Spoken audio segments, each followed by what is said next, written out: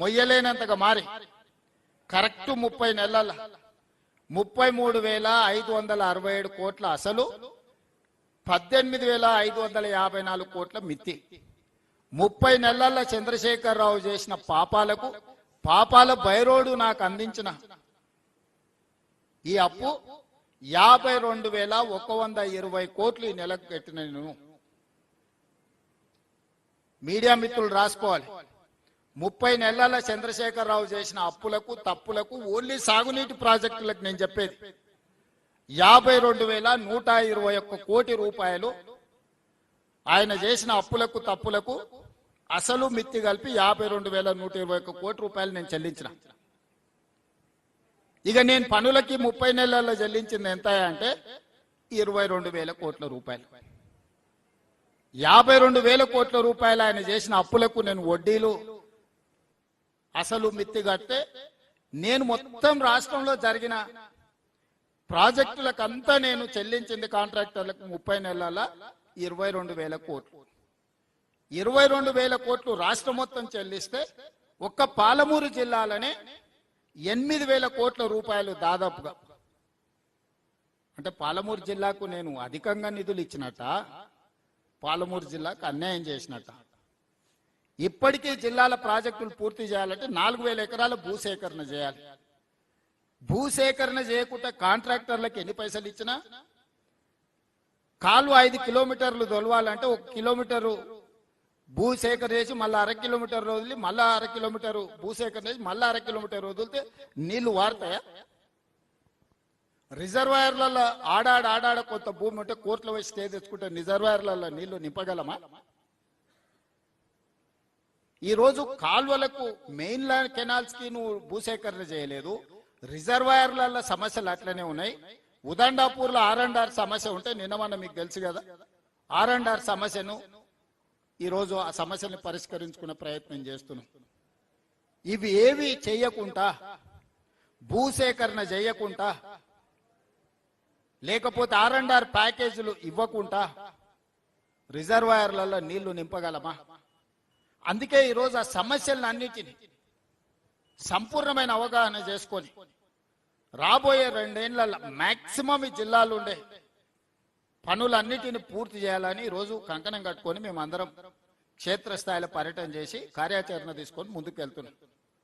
ప్రతి 6 months కు ఒక వర్టికల్ గా ఒక షెడ్యూల్ చేసుకొని ఇప్పుడు జూన్లో వచ్చినాం, డిసెంబర్ వరకు ఏమేమి పూర్తి చేయగలం, నెక్స్ట్ జూన్ వరకు మళ్ళీ ఏం చేయగలం, నెక్స్ట్ జూన్ నుంచి నెక్స్ట్ డిసెంబర్ వరకు ఏం చేయగలం, విడతల వారీగా ఒక ప్రణాళికబద్ధంగా పనులు ఏ విధంగా ప్రతి నెల ఏ విధంగా చేయాలి అధికారులకు టార్గెట్ ఇచ్చి, భూసేకరణకు కలెక్టర్లకు టార్గెట్ ఇచ్చి, దానికి అవసరమైన నిధులను ఏ విధంగా సేకరించాలి. ఈరోజు విపరీతమైన అప్పులు తేవడం వల్ల ఈరోజు నిజంగా అవసరం ఉన్నప్పుడు అప్పు తెచ్చుకోలేని పరిస్థితి అయిపోయింది ప్రాజెక్టులు. రాష్ట్రంలో ఇతర ఆర్థిక పరిస్థితి చిన్నాభిన్నం అయిపోయింది. అయినా శక్తి కూడగట్టుకొని ఈరోజు ప్రాజెక్టులు పూర్తి చేస్తుంటే నోరు తెరిస్తే తప్పుడు ప్రచారం, అబద్ధాలే. 90% పాలమూరు జిల్లా ప్రాజెక్టులు పూర్తినాయని నిన్నమన్న వాళ్ళు ప్రెస్ మీట్ చెప్పారా? మీరందరూ రిపోర్ట్ చేశారు కదా. 90% పనులు పూర్తయితే వాళ్ళ అంచనాల ప్రకారమే, వాళ్ళు ఇచ్చిన జీవో ప్రకారమే 55,000 కోట్ల రూపాయల పాలమూరు రంగారెడ్డి ఎత్తిపోతలు కావాలన్నా వాళ్ళు అదే చెప్తారు కదా. వాళ్ళ హయాంలో ఖర్చు పెట్టిందే 27,000 కోట్లు. వాళ్ళు ఆ రోజు చేసిన అంచనా 55,000 కోట్లు. ఈ రోజు అది ఎంత అవుతుందో మళ్ళా కొత్త రేట్లు పెరిగినాయి, ఇంకా అంచనా చేయలే. 50% కూడా నిధులు ఖర్చు పెట్టకుండా 90% పనులు ఎట్లా పూర్తయితాయి? అంటే అంచనాలన్నా అబద్ధం ఉండాలి, పని చేయకుండానన్నా అబద్ధాలు చెప్పాలి. రెండింటికి పొంతన ఉండాలి కదా. 55,000 కోట్ల రూపాయలతోని పాలమూరు రంగారెడ్డి ఎత్తిపోతలు పూర్తి అవుతుంది అన్నప్పుడు 27,000 కోట్ల రూపాయలు అంటే సరిగ్గా 50%, లెస్ దాన్ 50%, 48-47%, 47-48% నిధులు ఖర్చు పెడితే 90% పనులు ఎట్లా పూర్తవుతాయి? మీడియా మిత్రులుగా నేను మిమ్మల్ని అడుగుతున్నా. నాకు ఆ సైన్స్ ఆ మ్యాథ్స్ నాకు అర్థమైతలేదు. 80,000 పుస్తకాలు నేను చదవలేదు, నాకు ఆ లాజిక్కే దొరకడం లేదు. ఈ 27,000 పంపులకు లిఫ్టులకే మాక్సిమం పోయినాయి. పంపులు లిఫ్టులు మీరు ఇల్లు కట్టుకుంటే మొత్తం కరెంటు వైర్లు మీటర్లు సామాన్లు కొనుక్కుంటే గోడలు కట్టకుంటే స్లాబ్ వేయకుంటే కరెంటు వైర్లు కొనుక్కొని ఇంట్లో లైట్లు వెలుగుతాయా? ఎందుకు ఎలక్ట్రోమెకానికల్ ఎక్విప్మెంట్ కొన్నాడంటే 20%, 30%, 40% కమిషన్లు కొట్టడానికి అడగోలుగా రేట్లు పెంచి ఆ పైసలు ఇచ్చాడు. సివిల్ వర్కులకు ఇయ్యలే, భూసేకరణకి ఇయ్యలే. ఏ ప్రాజెక్ట్ కట్టాలని మీరు ఇల్లు కట్టుకోవాలనుకుంటే కూడా ఫస్ట్ ప్లాట్ కొనుక్కుంటారు. అవునా? ప్లాట్ కొనుక్కున్న తర్వాత దానికి డ్రాయింగ్స్ చేపిస్తారు. డ్రాయింగ్స్ తర్వాత సివిల్ వర్కులు చేస్తారు. సివిల్ వర్కుల తర్వాత ఎలక్ట్రికల్ వర్కులు చేస్తారు.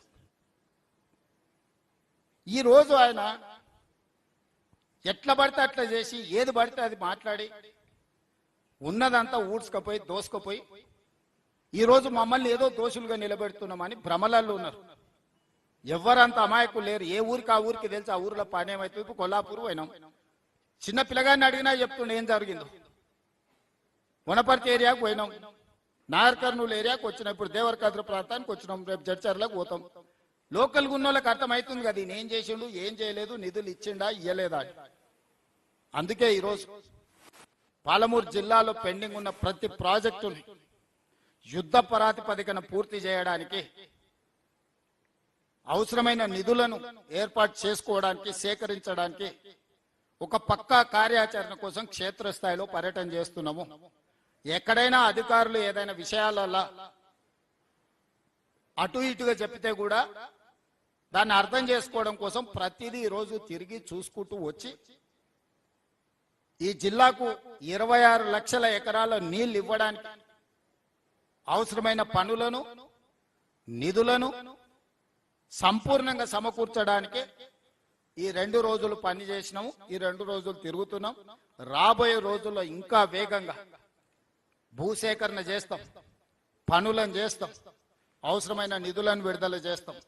మీడియా మిత్రులకు కూడా నా సూచన, భూసేకరణ విషయంలో మీరు దయచేసి సహకరించండి. భూసేకరణ జరగకుండా ఈ పనులు పూర్తి కావు. భూసేకరణకు సంబంధించి రూపాయి ఎక్కువైనా ఇచ్చి వాళ్ళ సమస్యలను పరిష్కరించే పని మీద ఉన్నాము. అందుకే నిన్న మొదటి ప్రాధాన్యత కింద భూసేకరణకే మొట్టమొదటి నిధులన్నీ విడుదల చేస్తున్నాం. ఇంకొక 4000 ఎకరాల భూమి సేకరణ చేసేది ఉంది. ఈ 4000 ఎకరాల భూసేకరణలో మీడియా మిత్రులుగా మీరు సహకరించండి. ఈ రోజు మనం ఈ పనులు చేసుకోకపోతే ఇంకెప్పటికీ చేసుకోలేము. ఈ రోజు మన చేతులనే అధికారం ఉండి మనమే నిర్ణయాలు తీసుకోగలిగి ఉండి మనమే నిధులను తెచ్చుకోగలిగి ఉన్నప్పుడు కూడా మనం ఈ పనులను పూర్తి చేసుకోకపోతే చరిత్ర మనల్ని క్షమించదు. నేను సంపూర్ణంగా కట్టుబడి ఉన్నా ఈ జిల్లా ప్రాజెక్టులను అన్నిటిని పూర్తి చేయడమే కాకుండా ఈరోజు ప్రాజెక్టులు కట్టుకుంటే సరిపోదు, నీళ్లు నింపడానికి రిజర్వాయర్లు కూడా ఉండాలి. జూరాల 17.84 టీఎంసీల కెపాసిటీ ఉంటే ఈరోజు జూరాలలో నీటి నిల్వ 9 టీఎంసీ, దాదాపుగా 8.5-9 టీఎంసీలు ఆడ లేనే లేదు. మనం ఆ పక్కన గూడెం తోటిలో 15 టీఎంసీలు రిజర్వాయర్లో నీళ్లు నింపుకుంటే జూరాలలో నీళ్లు లేనప్పుడు దాని కింద ఆయకట్టుకు అవసరం అయితే ఇక్కడ నుంచి అక్కడ మళ్ళీ నీళ్లు విడుదల చేసుకోవడానికి అవకాశం ఉంది. తుమ్మిల పూర్తి చేసుకుంటే అక్కడ రిజర్వాయర్ లేదు. రాబోయే రోజుల్లో ఎక్కడికక్కడ ఎక్కడ అవకాశం ఉన్నా తక్కువ భూసేకరణ ఎక్కువ నీళ్లు నిల్వ చేసుకోవడానికి అవకాశం ఉందో ఆ పనులన్నీ పూర్తి చేసుకుంటాం.